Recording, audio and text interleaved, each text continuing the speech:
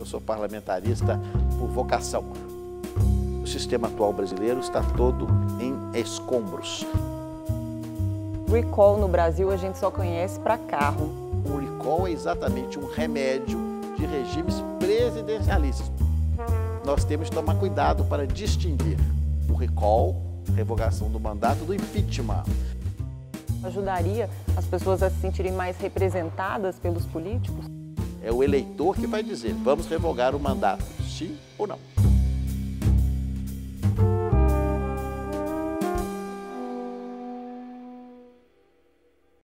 Senador, recall no Brasil a gente só conhece para carro, mas já é bem antigo na política nos Estados Unidos, não é isso?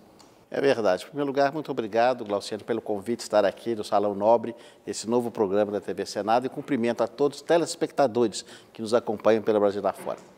O tema do recall é um tema muito antigo nos Estados Unidos. É um instrumento, o Instituto do Direito Constitucional norte-americano, que prevê a possibilidade do eleitor se arrepender, digamos assim, do seu voto e chamar novamente aquele mandatário eleito para submeter-se novamente ao crivo popular, ao crivo eleitoral.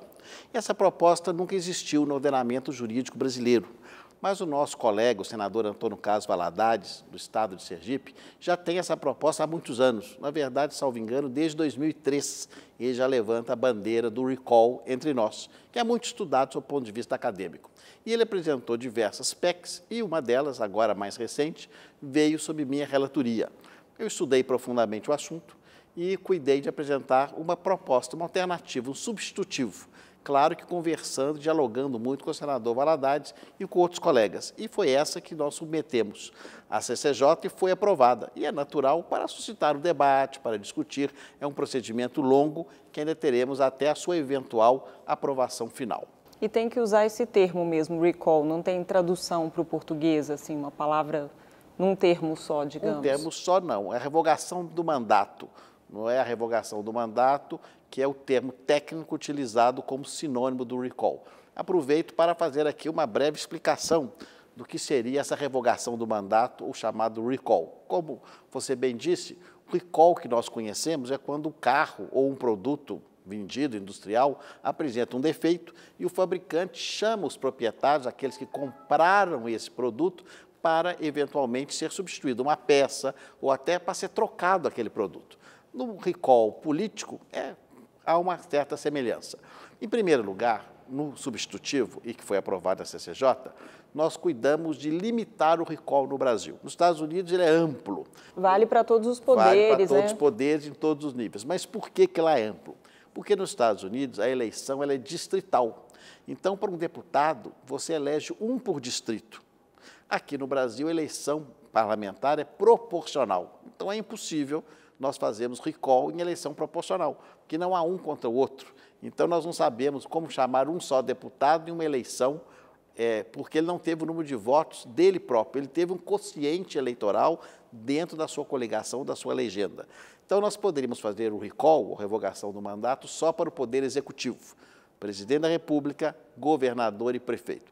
Afastei prefeito no primeiro momento, porque temos municípios em Minas Gerais, por exemplo, com 850 habitantes, 600 eleitores. Então, de fato, não justifica a possibilidade de nós termos com muita facilidade o recall, porque é um instituto majestoso, é um instituto importante que tem que ser as suas cautelas. Ele não pode ser utilizado à larga, diariamente, ele não é algo comezinho, ele é um instituto a ser utilizado em casos graves.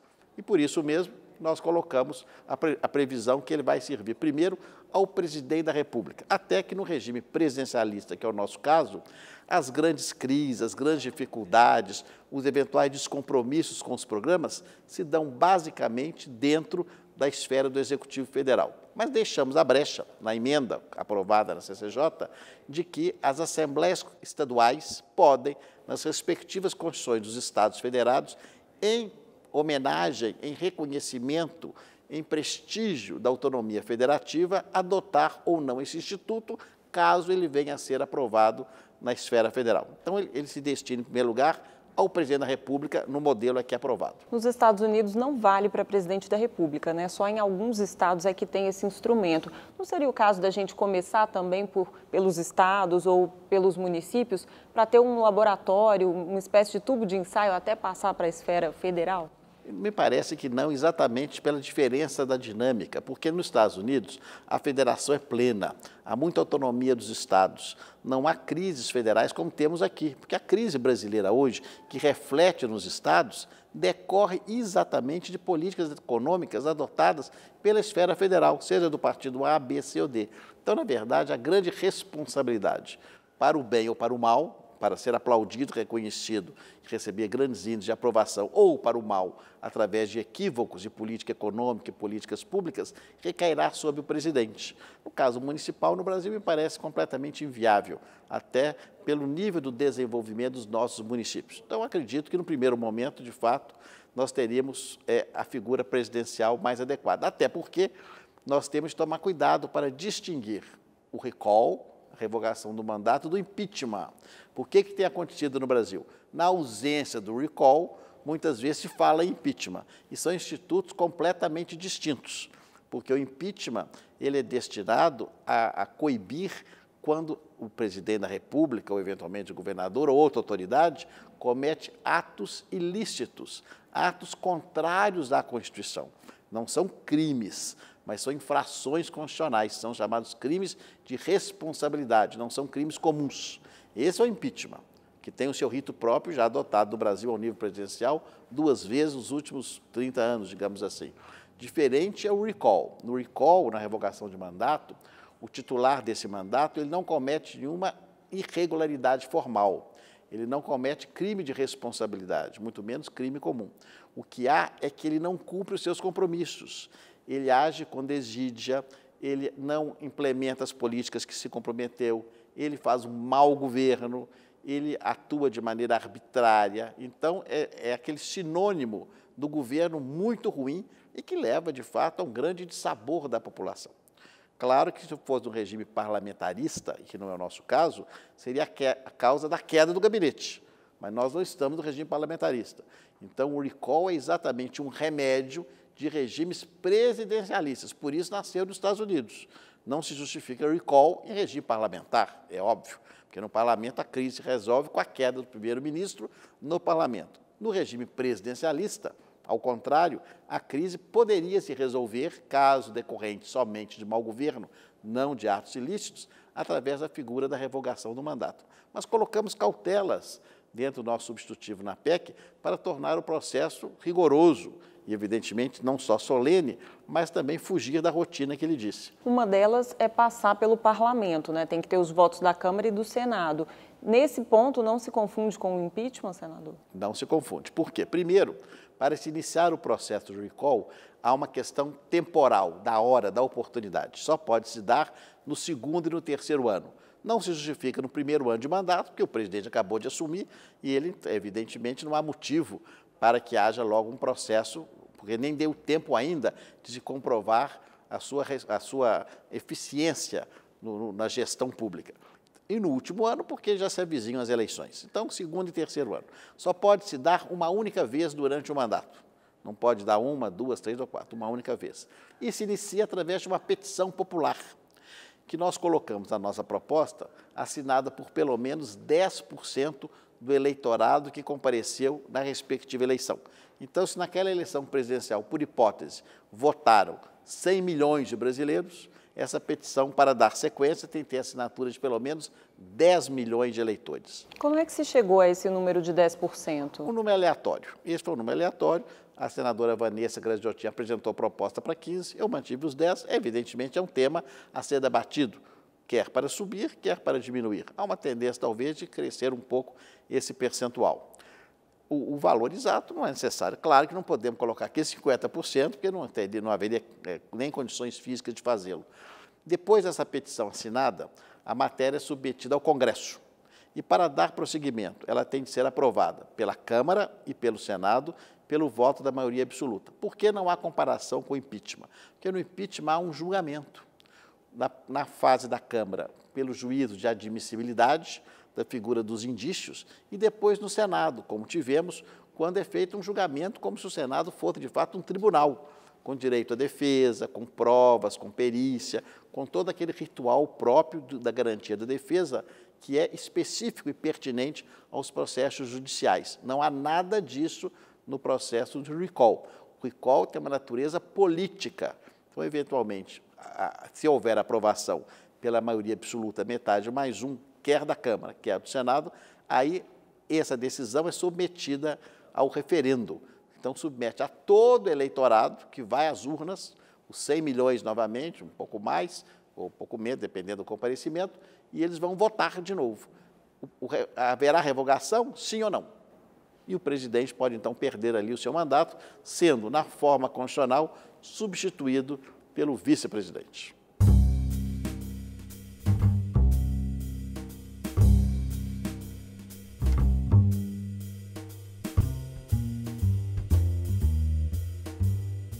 Isso resolve a crise de representatividade, a crise política que a gente vive, na opinião do senhor? Bem, o senador Valadares, quando concebeu a proposta, ele mesmo lembrava aí da discussão da CCJ, o fez em 2003, quando não havia no horizonte qualquer tipo de crise ou dúvida sobre um instante que chegaríamos agora em 2017. E eu sempre fui muito resistente, minha opinião pessoal, a tentar resolver crises com soluções casuísticas, soluções construídas para o momento atual, sem pensar a médio e longo prazos. Então, eu mesmo coloquei no substitutivo que foi aprovado pela CCJ uma cláusula de vigência de 1º de janeiro de 2019. Ou seja, se o recall vier a ser aprovado ainda nesse período, ele não será aplicável para o atual governo. Só vigorará a partir do próximo mandato presidencial. Eu acho adequado exatamente para não termos uma confusão entre a questão relativa ao recall, enquanto instituto do direito constitucional, um instrumento, inclusive, de democracia direta, em relação à crise que vivemos hoje em dia. E é claro que nenhum de nós deseja que jamais o recall seja implementado. Quem compra um carro não quer ser chamado pela especializada para fazer o recall. Quando elegemos um presidente, ninguém quer ser chamado de novo para dizer se ele está ruim ou se está bom. Queremos que ele vá bem, que ele cumpra os seus compromissos. Então, é um instituto, em tese, criado, esperamos todos nós, para não ser utilizado. Mas ele tem de ser previsto, porque no regime presidencialista, havendo crise, ele passa a ser uma opção de solução de crise. A gente vive uma crise política atual, mas a crise de representatividade ela é muito mais profunda, ela passa por vários países do mundo, não só pelo Brasil. Nesse caso, o Instituto do Recall ajudaria as pessoas a se sentirem mais representadas pelos políticos? Me parece que sim. Por que motivo? Claro que nós estamos falando aqui em tese, já que não existe ainda e nem nunca foi aplicada no Brasil. Mas me parece que sim, porque diante de uma crise, onde o presidente da República ele não vai bem, ele desrespeita o seu plano de governo, ele governa de modo ineficaz, ineficiente, ele não tem base parlamentar, como no ditado popular, ele põe os pés pelas mãos, e ele não comete nenhuma irregularidade formal, não há nenhum ato ilícito, no regime normal presidencialista, ele iria até o final do seu mandato. A previsão do recall, do mandato revogatório, é exatamente para o chamamento prévio. Agora, é claro, muitas pessoas criticam que isso podia gerar uma instabilidade. Essa é uma questão que eu ia fazer para o senhor, instabilidade de tirar um presidente da República, né? Gera uma instabilidade econômica, política. Mas tirar o presidente da República no regime parlamentarista significa tirar o primeiro-ministro. A figura da quebra de confiança do gabinete do regime parlamentarista não gera instabilidade no regime parlamentarista, ao contrário, permite que a crise seja solucionada com mais brevidade.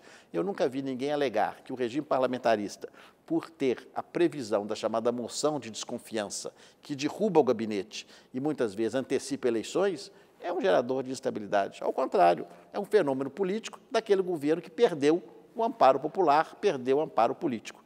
Então, ao contrário, o recall vem, a meu juízo, para corroborar uma estrutura que pretende se rejuvenescer.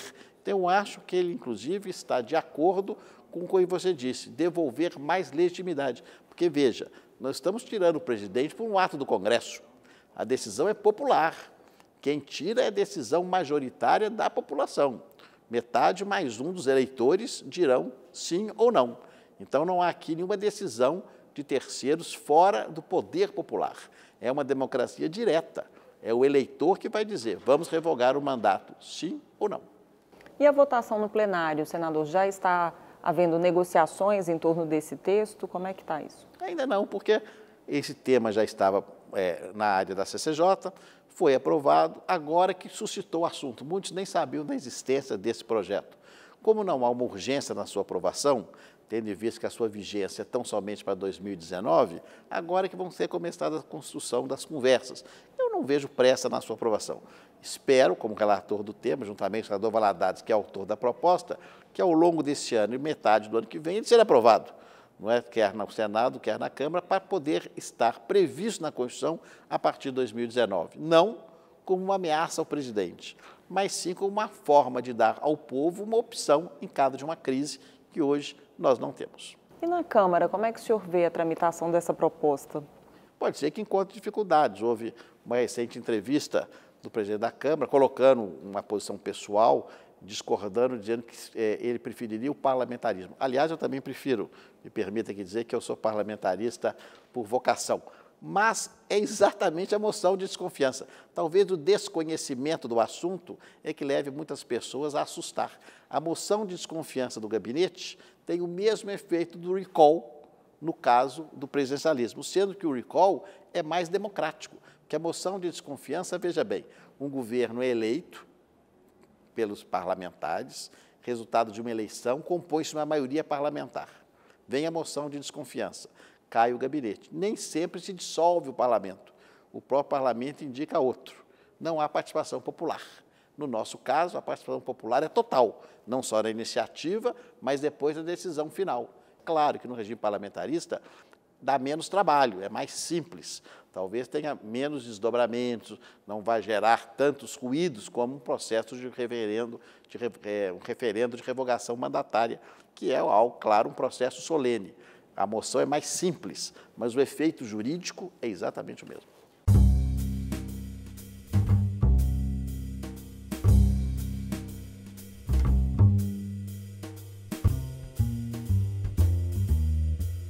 O Senado já votou várias propostas de emenda à Constituição que alteram o sistema político, o sistema eleitoral, e enviou para a Câmara. A Câmara, em vez de votar, preferiu fazer um texto, uma comissão específica para analisar a reforma política. Qual o senhor acha que é a melhor opção? É fatiar a reforma e tentar votar o que é possível ou votar o produto de uma comissão específica? Eu estou aqui há 2 anos e meio e durante esse período aprendi, no Parlamento, no Senado especial, que a reforma política é como se fosse uma seleção de futebol. Todos defendem a sua necessidade, mas cada qual tem na sua consciência, na sua cabeça, a ideia de uma, distinta.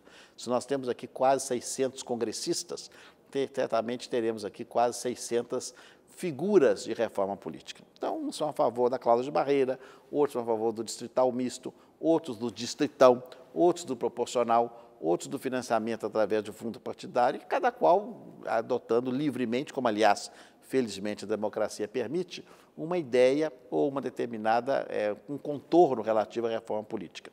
O Senado, a meu juízo, já fez o seu dever de casa principal, porque 2 pontos que são considerados praticamente unânimes pelos especialistas, professores, cientistas políticos, acadêmicos, lideranças políticas de peso, foram votados no Senado e encaminhados à Câmara, qual seja a questão relativa à cláusula de desempenho, chamada cláusula de barreira, que já foi aprovada no passado no Congresso, mas por questão formal do tipo de norma não foi aceita pelo Supremo, naquela época foi lei, o Supremo entendia que só poderia ser por emenda constitucional, agora o foi. E o segundo, a proibição das coligações proporcionais. Esses 2 assuntos foram aprovados no Senado, estão na Câmara. Eu acho que o fatiado é mais simples, é mais fácil. Mas é claro que a reforma política sempre será difícil, porque cada deputado, e é natural, e também o senador, ele coloca-se dentro daquele ambiente eleitoral que disputou as eleições, para ver como seria o resultado em relação a si e ao seu grupo político. O senador Eunício esteve conosco e ele falou da dificuldade de fazer campanha com financiamento público no atual sistema de eleição de deputados, que é o proporcional. Defendeu uma mudança de sistema. O senhor acha que também deve haver essa mudança? Eu acredito que o sistema atual brasileiro está todo em escombros. Ele ruiu por diversos motivos. Então, é um edifício que desabou. E para ser reconstruído, nós não podemos utilizar os tijolos que já estão quebrados. Nós temos que utilizar outros instrumentos, outros insumos que estão novos para construir um novo edifício. Eu, por isso, acredito que o modelo proporcional está exaurido. Ele, de fato, já contribuiu do que pôde durante essas últimas décadas. Acredito que nós possamos ter, claro que vai ter uma adesão mais da Câmara do que do Senado, porque no Senado a eleição é sempre majoritária, não há discussão, mas na Câmara, onde há o interesse maior, o modelo talvez chamado distritão, que é até de fácil compreensão pelas pessoas, porque o sistema proporcional ele é tão complexo que ele leva um deputado que tem 80 mil votos a não tomar posse e outro que tem 40 mil entrar no seu lugar. E as pessoas não entendem isso. O distritão, ao contrário, entram os mais votados, independente de partidos. E caminhando para aquilo que eu acho mais correto, que é o sistema distrital. O distrital misto, no modelo alemão, metade distrital e metade pela lista partidária. Eu, pessoalmente, até sei que sou voz quase unitária no Congresso, tenho muita simpatia pelo distrital puro, que é um modelo inglês ou norte-americano, mas sei que no Brasil não há ainda um ambiente para isso. Mas o distrital misto, tipo alemão, já há uma aquiescência e simpatia de muitos partidos. Parece já estar se criando um consenso em torno disso, 2018 com distritão e 2022 com distrital misto. É isso que está sendo discutido entre os partidos? É o que está sendo discutido e eu faço votos que ocorra. Agora, alertando que, nesse caso, ao contrário do recall, que não tem pressa, isso tem de ser votado até setembro desse ano para entrar em vigência nas eleições do ano que vem. Pelo menos o modelo do distritão, com essa regra que nós temos hoje de financiamento, que não pode mais ser financiamento privado, exclusivamente público ou privado de pessoas físicas, onde nós não temos esse costume no Brasil, daí as dificuldades. O PSDB já discutiu essa questão, já fechou uma questão em torno da reforma política? Ainda não. O PSDB tem uma posição tradicional, que está nos seus estatutos, de ter um partido que advoga o parlamentarismo e a sua simpatia pelo voto distrital misto. Isso, inclusive, é uma questão da maioria do partido. O PSDB chegou a defender lista fechada. Num determinado momento não chegou a defender, mas a matéria foi discutida. Mas a lista passou a receber críticas generalizadas e até pelo caráter, digamos assim, muito fechado e pouco democrático, de pouca compreensão para as pessoas, a ideia foi afastada. Então, me parece que a maioria do partido, não posso falar pelo partido, mas a simpatia maior é pelo sistema distrital misto, sabendo que o distritão é um sistema que enfraquece os partidos, mas que ele poderia ser utilizado tão somente como uma forma de passagem, uma forma intermediária, provisória, para as eleições de 18, não é? Inclusive, eventualmente, com um custo menor, como será, certamente, para que em 22 tenhamos um distrital mais consolidado.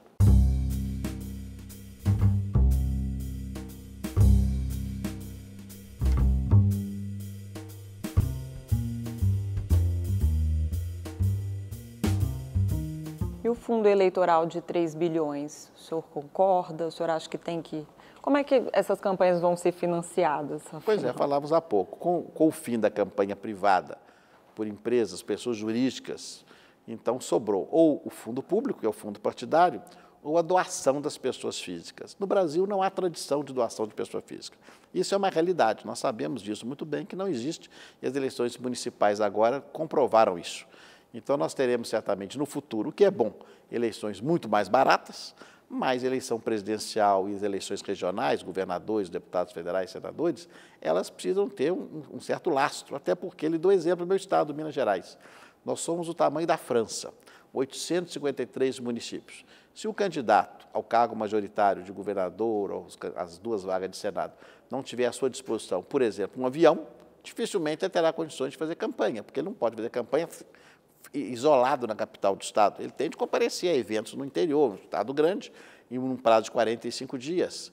Então, são custos. Esses custos têm de ser enfrentados. Então, me parece, de fato, que não haverá outra alternativa, senão um acréscimo do valor do fundo partidário, dentro de um valor razoável, claro que vai ser discutido pela Câmara, para apontar o que será necessário nesse ponto e alocado, claro, na verba orçamentária e assim votado pelo Congresso, Câmara e Senado. Eu agradeço pela presença ao programa Salão Nobre e até a próxima, senador. Muito obrigado, Cristiano. Foi um prazer. Muito obrigado.